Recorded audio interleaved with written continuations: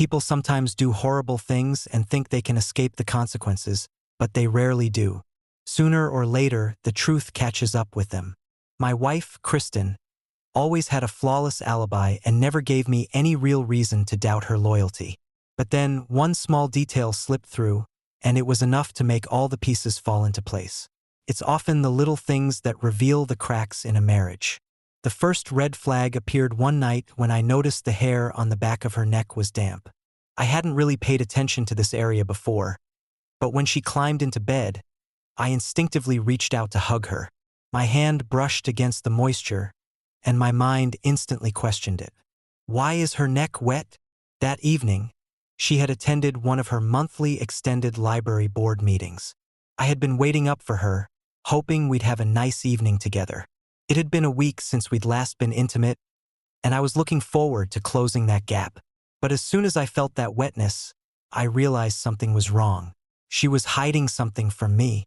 Kristen was 28, not what most people would call traditionally beautiful, but her figure made up for that. She was smart, funny, and I thought I could trust her completely. I loved her. She worked as an environmental biologist for the state. As for me, I am Bob, a 30-year-old civil engineer, had a stable job at a consulting firm. Together, we were doing well. A year ago, we bought a cozy 3-bedroom bungalow in the suburbs.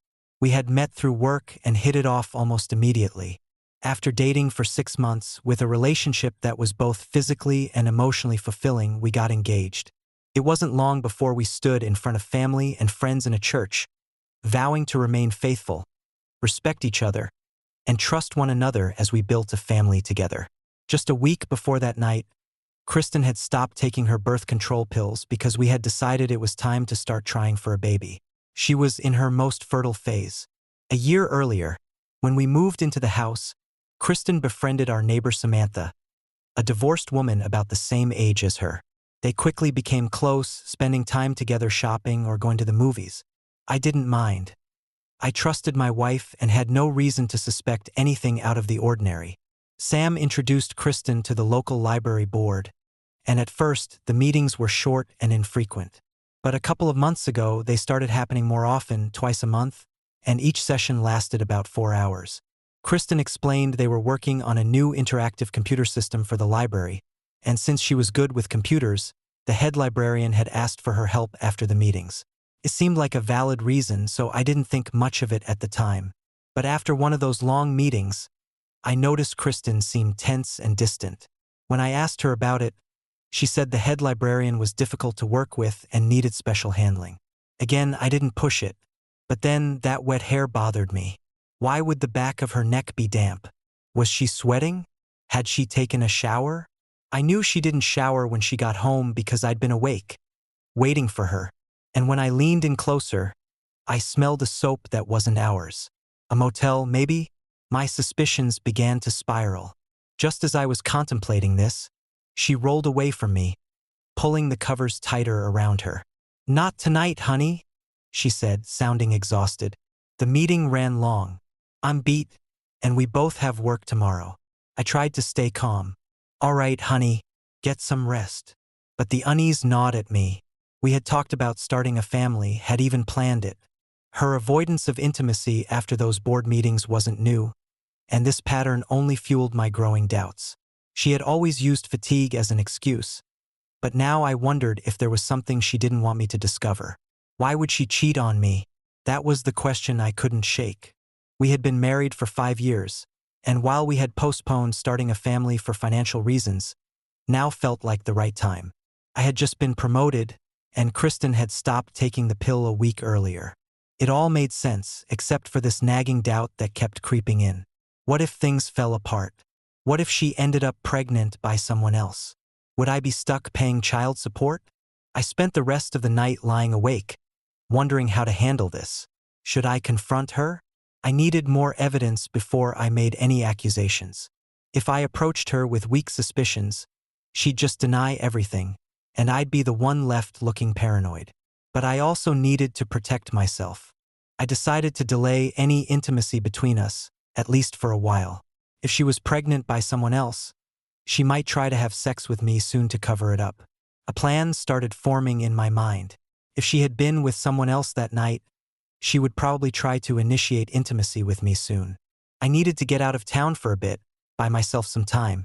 A business trip seemed like the perfect excuse, and since my trips usually lasted a week, it would fit neatly into any plan she might have.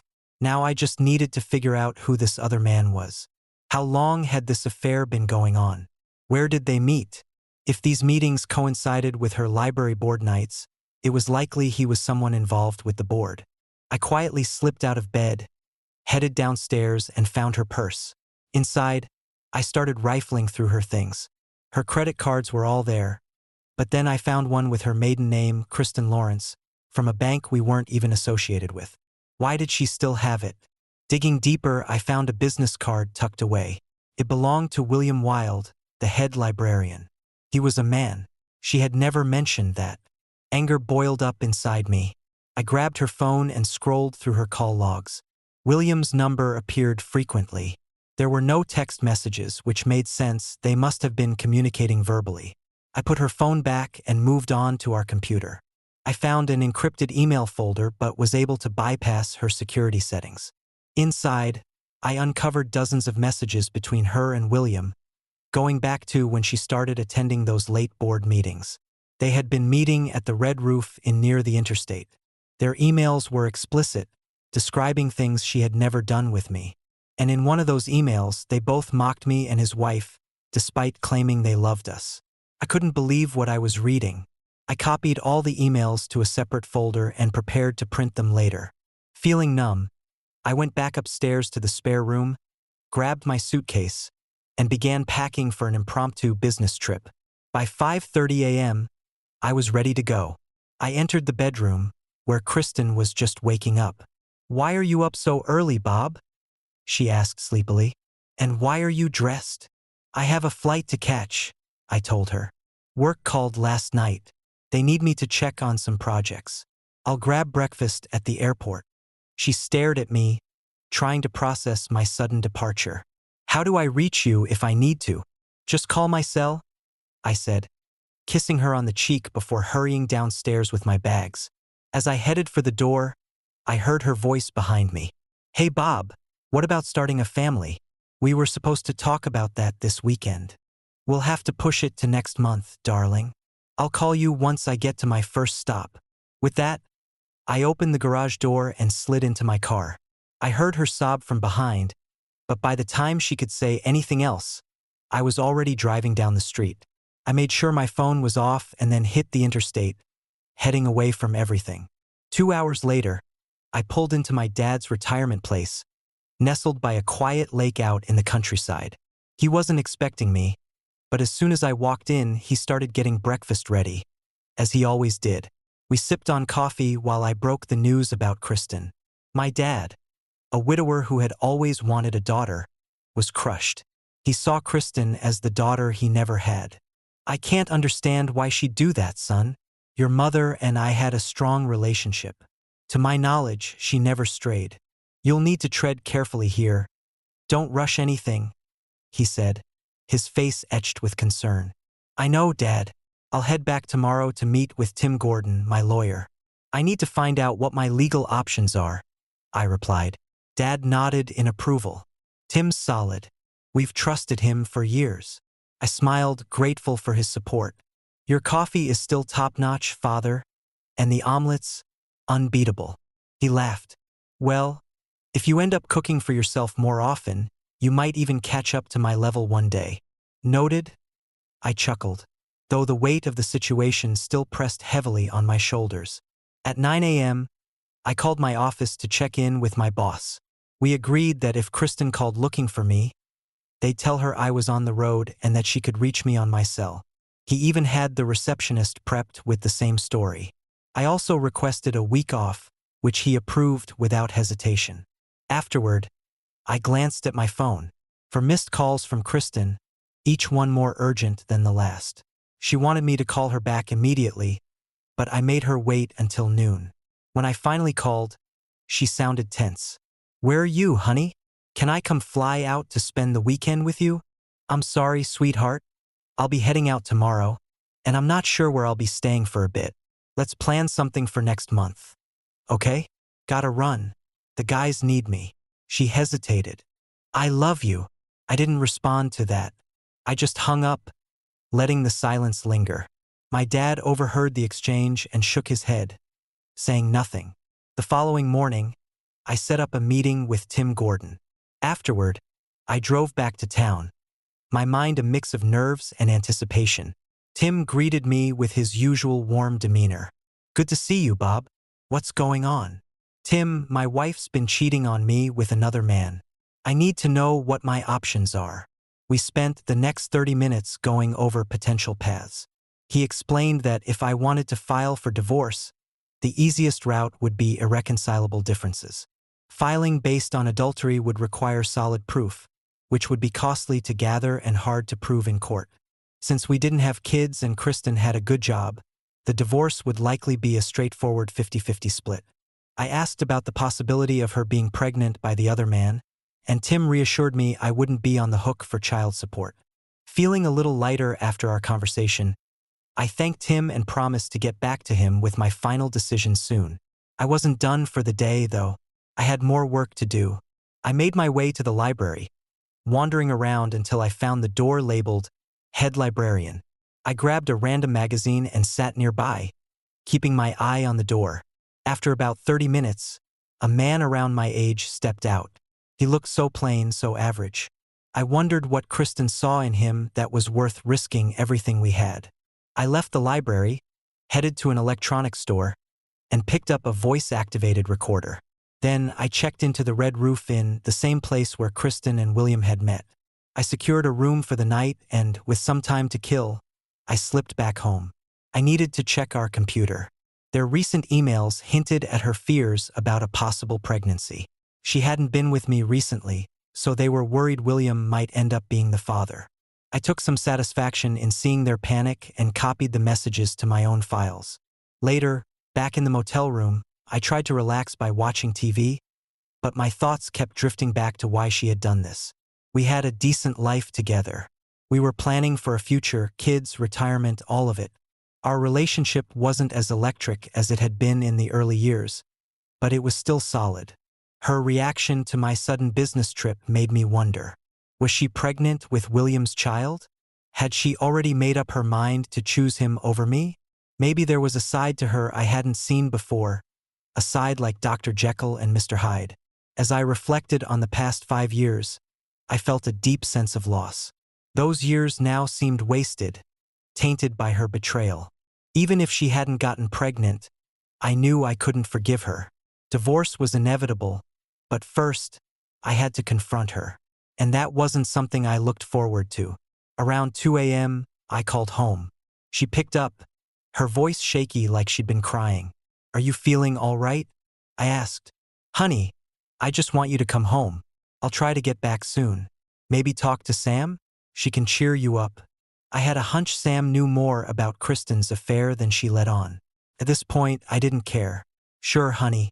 I love you. I'll see you soon, sweetheart. I made sure not to say I love you back. Later that night, I headed to the motel office. I was relieved to see a young man working the desk, not someone who might be more resistant to helping me. After a bit of small talk, I slipped him $100 to look into the motel's records. I gave him Kristen's maiden name and the approximate dates of their meetings. They probably used that old credit card of hers to stay under the radar. He promised to check the logs and have a list for me by the morning. That night, I barely slept. In the morning, I went straight to the office. Sure enough, he had the list. As expected, Kristen and William had been meeting up after her library board meetings.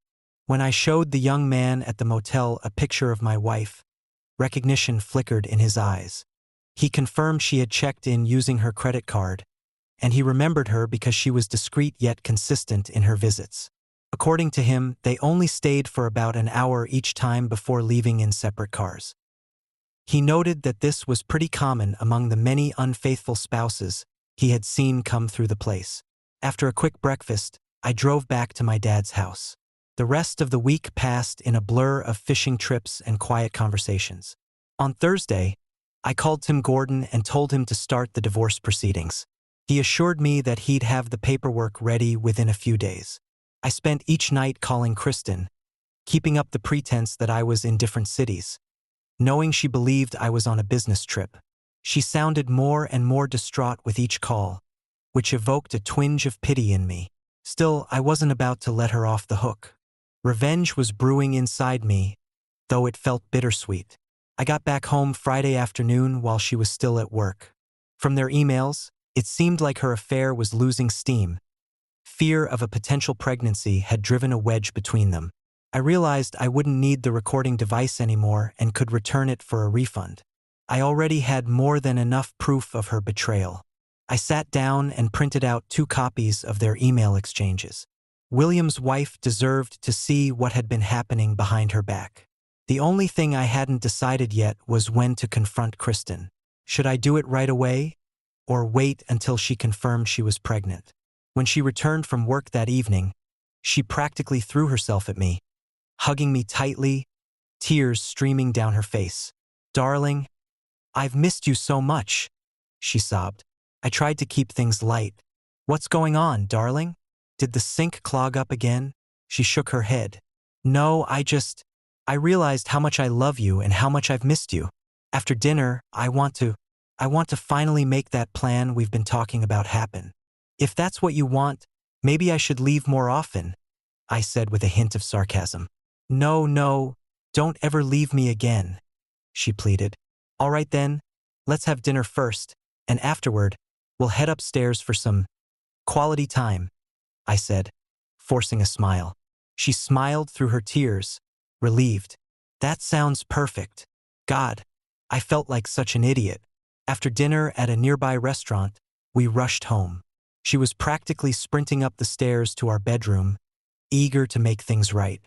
By the time I joined her, she was already lying on the bed, looking up at me with anticipation. "Hurry up, dear. I'm ready," she said breathlessly. I took my time folding my clothes, unable to shake the thoughts running through my head. "I'm sure you're ready," I thought grimly. Looking at her, I realized there was a part of me that would miss her, but I knew I wasn't going to let anyone else have her. She had been mine, and I'd always believed she still was, until now. Time was running out. Soon, she wouldn't legally be mine anymore. I kissed her lightly on the lips, trying to mask my true feelings. Then she took control, mirroring the things she had written about in her emails with William. It was obvious she was trying to win me back, to soothe my doubts. I decided to do something cruel, something that might seem petty but felt fitting for the moment. I let things build up, bringing her to the edge, and then I stopped. Just seconds before the end, I pulled away. "What are you doing?" she gasped, clearly confused. "What's wrong?" I sat on the edge of the bed, finally ready to say what I'd been holding back. "Kristen, we need to talk. The reason I stopped is simple. I can't get the image of you with William out of my head." Her breath hitched, and when I turned to look at her, her face was a mask of horror. "It's over, Kristen," I said quietly. "I'm filing for divorce." She shot up from the bed and ran to the bathroom, where I heard her vomiting. The sound echoed through the house. When she finally stopped, I peeked into the bathroom. She was slumped on the floor, sobbing, her head in her hands. I didn't bother comforting her. Instead, I went to the guest bathroom, took a shower, and dressed in clean clothes. Then I headed downstairs, poured myself a stiff drink, and waited for her to join me. I knew she'd come down eventually, likely hoping to salvage whatever she could from the wreckage of our marriage. She might even try to convince me not to go through with the divorce. But I knew better. There was nothing left to save. The room was dim, illuminated only by the soft glow from the kitchen. As I sipped my drink, I thought about the direction my life was heading.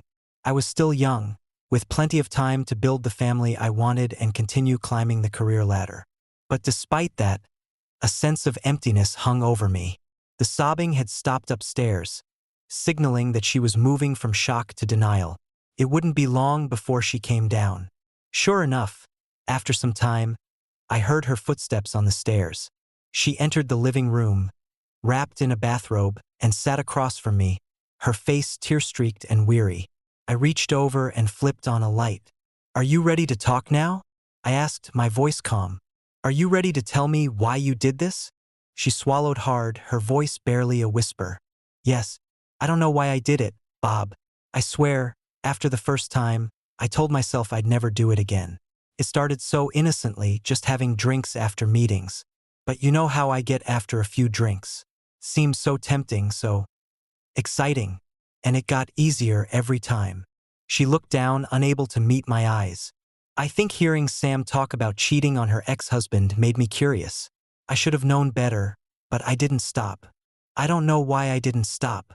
Why did you do it the first time? I asked, my voice tight with frustration.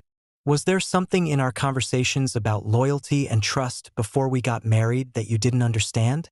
Or maybe something in the vows we made, the ones where we promised to forsake all others, was that unclear? If you didn't agree with those commitments, why didn't you tell me back then? I sighed, feeling the weight of the last 5 years pressing down on me. I've given you 5 years of my life, Kristen, and now I'm the one who has to start over, searching for someone who actually understands the importance of fidelity in a marriage. She was trembling now, tears in her eyes. Bobby, can't we work this out? I love you.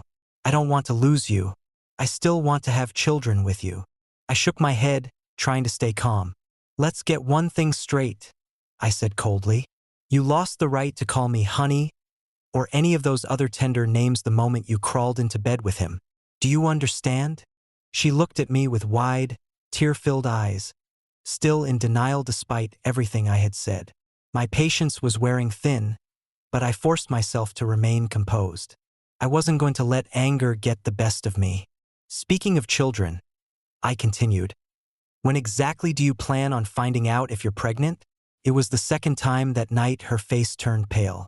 She stared at me in shock, as if she couldn't believe what she was hearing. Oh my God, she whispered, her voice trembling. Yes, Kristen, I know, I replied, my voice sharp. And you want to know why I faked that business trip? It was to make you feel some of the pain I've been feeling.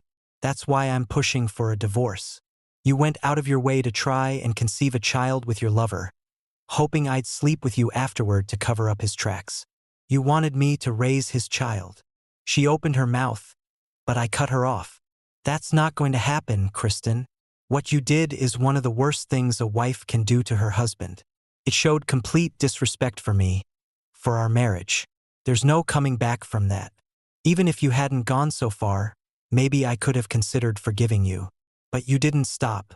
You kept going over and over again, and that's something I'll never be able to forgive. Therapy won't fix this. Nothing will.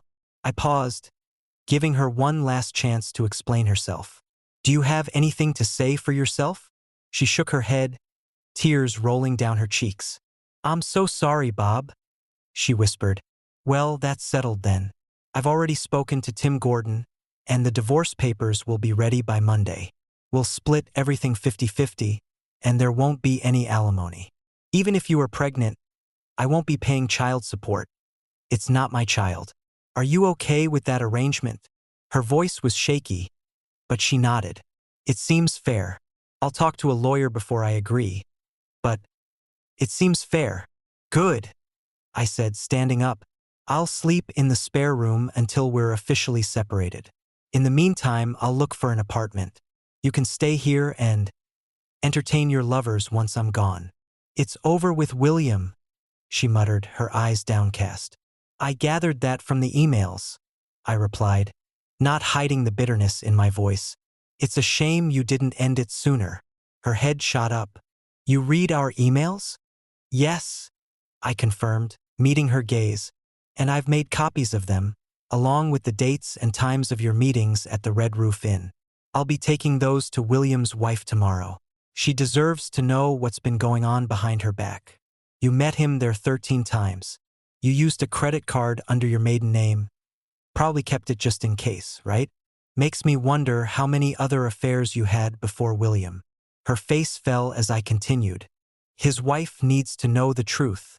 And if you're pregnant, William might be the one on the hook for child support. That's between the two of you. Do you have to bring him into this? She pleaded, her voice breaking. He has kids, Bob. I don't think having children should absolve him from the consequences of his actions. I might still consider filing an alienation of affection lawsuit against him. Please don't do that, she begged, sounding more desperate now. We will see that, I said curtly. Is that all? She was quiet for a moment, gathering herself. No, she finally said, her voice a little steadier. Tomorrow I'm going to talk to your parents and your brother. They deserve to know the truth. I don't want you telling them some story that makes me out to be the villain. And if you're pregnant, I'll make sure your colleagues and friends know what you've done to me. Her tears returned, streaming down her face. I stood up, not bothering to offer her any comfort. I had nothing left to say. I walked upstairs, leaving her alone with her guilt, and went to bed in the spare room. The next morning, I made sure to leave early, slipping out of the house before Kristen woke up. I grabbed the emails and motel records with me, knowing she'd been crying all night and was probably exhausted by now. Breakfast at IHOP felt like the first step in what would become my new routine. I figured it was time to start getting used to eating out alone. As I sipped my coffee, I thought about the day ahead. By 7:30, I was ready to head to Kristen's parents' house, knowing they were early risers. When I knocked on their kitchen door, I saw them sitting at the table mid-breakfast. Kristen's father waved me in, recognizing me immediately. I took a seat, and Kristen's mother poured me a cup of coffee. "Bob, what brings you here so early? Do you want some breakfast?" her father asked. "No, thank you. I already ate at IHOP," I said. "But there's something important I need to talk to you about." Her mother frowned. "Important? What's wrong?" "I'm divorcing Kristen," I said bluntly, watching as her mother's hand slipped, the coffee cup crashing to the floor. The sound echoed in the room as her face went pale with shock. "Divorce?" Kristen's mother gasped, her voice filled with disbelief. "Bob, this can't be real. You two were planning to start a family." "I'm afraid it's true. She's been having an affair for the past few months, and there's a chance she's pregnant by the man she's been seeing," I said solemnly. At that moment, Norman, Kristen's younger brother, walked into the kitchen, having heard the commotion. He caught the last bit of what I'd said, and his eyes widened. "What wrong?" he muttered, joining his parents in stunned silence. The questions came at me from all angles. "Are you sure? How did this happen? Where is Kristen? Can't you two work it out? Who is the other man?" I did my best to answer their barrage of questions. "Yes, I'm certain," I said. "I have emails and motel records to prove it. She confessed everything to me. Right now, she's probably still at home, unless she's staying at Sam's place. Either way, there's no fixing this. I believe she tried to get pregnant by him and pass the baby off as mine. That's something I can't forgive." "Who's the other man?"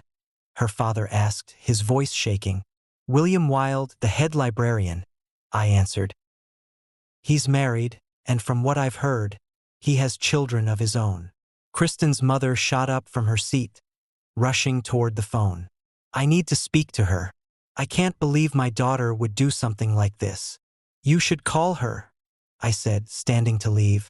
"She'll need your support, but don't sugarcoat it. She needs to face the consequences of what she's done. She's broken two families, not just ours." I could hear her mother dialing the phone as I headed toward the door.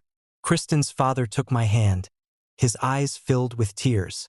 "I'm so sorry, Bob. I don't know what to say." I squeezed his hand gently, feeling a pang of sadness. I genuinely liked her family, and I hated that they were caught in the middle of this mess. But there was no way to soften the blow. I left their house feeling heavy-hearted, knowing the pain this was going to cause everyone involved. Next, I drove to William Wilde House. Parking on the street in front of their modest bungalow, I approached the door with the packet of evidence in hand. When I rang the bell, William himself answered, his face streaked with tears. "Can I help you?" he asked, his voice trembling. "I need to speak with your wife and give her something," I replied coldly. "She's not available. You can give whatever you have to me, and I'll make sure she gets it," he said, trying to block me from entering. "I know you're aware of who I am and why I'm here, William," I said, stepping forward. "There's no way you can stop me from speaking to your wife. I suggest you let her come to the door, or I'll take legal action against you for alienation of affection." William hesitated for a moment, then sighed and called out, "Meggie, someone's here to see you." He turned back to me, glaring. "You bastard." "No, William. You're the one who broke your vows and shattered my marriage. Now I intend to do the same to yours," I said, my tone flat. Meggie appeared in the doorway, her face full of confusion. "What's going on?" she asked, clearly puzzled by the tension in the room. "Mrs. Wilde, I'm sorry to bring you this news, but your husband has been having an affair with my wife for several months. I'm filing for divorce, and I have evidence of their relationship." I handed her the packet. "These are copies of emails they exchanged, along with records of their meetings at the motel." As I spoke, I watched her face change, the shock spreading across her features as the reality of my words hit her. "Is this true?" "You can ask your husband," I replied. "He's standing right here." She turned to William, and he broke down immediately. "I'm so sorry, Meggie. I'm so sorry." Her face turned ashen, and she looked back at me, the pain in her eyes significant.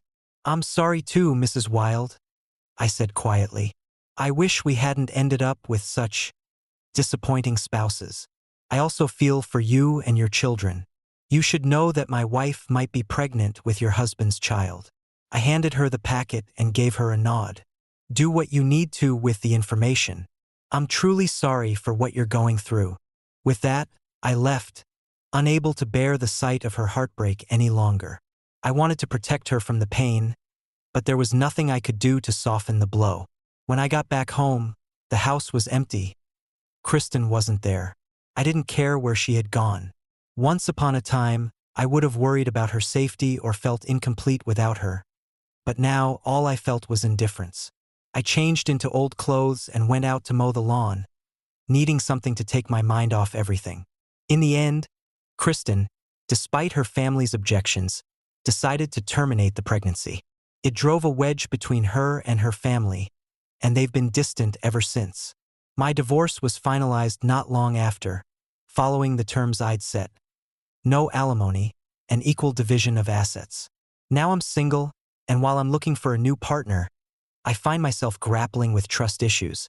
I've started therapy and read up on psychological ethics, trying to understand what went wrong and how to move forward. I'm not sure if any of it will help, but I'm hoping it will guide me as I search for someone new. 2 years after the divorce, I had another chance to get back at Kristen. I found out she was engaged again. After speaking with her fiancé, I shared the details of our marriage, and not long after, he called off the engagement. Felt like a small victory. I've even got people watching to see if she tries to get engaged again. As for William and Meggie, they're still together, though I hear she keeps a tight leash on him. I guess having children was enough to keep them from splitting up. In some ways, I'm relieved I found out about Kristen's betrayal before we started a family of our own. Thanks for watching this emotional story of love, lust, and lies. Hope it touched your heart. If you enjoyed it, please like the video, subscribe to the channel, and hit the notification bell so you don't miss a fresh story every day. Love to hear your thoughts in the comments, so feel free to share your experiences and tell your story.